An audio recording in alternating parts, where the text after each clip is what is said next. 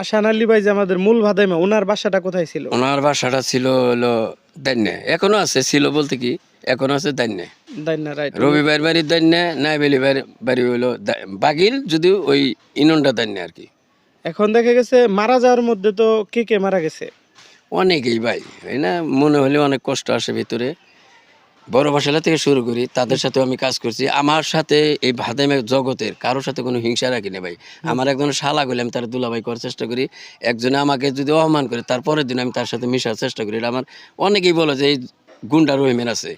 তো আমি আইব ভাইয়ের সাথে কাজ করছি সিডি বাজারে। আয়ুব ভাই তো অনেক পুরাতন লোক। হ্যাঁ, ওই আসান ভাই ওই যোগাইলে আইব ভাইয়ের সাথে স্টেজে কাজ করছি, সিডি বাজারে দুই একটা কাজ করছি অনেক আগে। তো না ভাইরাল হয়েছে আল্লাহ। আবুল ভাইয়ের সাথে কাজ করছি, কুরআন ভাইয়ের সাথে কাজ করতে পারি নাই, তো তিনি তার আগে মারা গেছে। আবার এদিকে আসলে বারে আসান ভাই, রবি ভাই, নাইব ভাই, জামান ভাই ছিল, ফরিদ ভাই, ফরিদ আহমেদ সাথী, যিনি সর্বপ্রথম ভাদাইমা তার হাতেই শুনছি এবং দেখছি, তিনি শুরুটা করছাল। তারপরে আমরা যেটা জানি যে বিপুল খন্দকার। বিপুল খন্দকার হইলো প্রথমে ক্যামেরাম্যান হিসাবে ঢুকছাল, জানি সত্য যেটুক।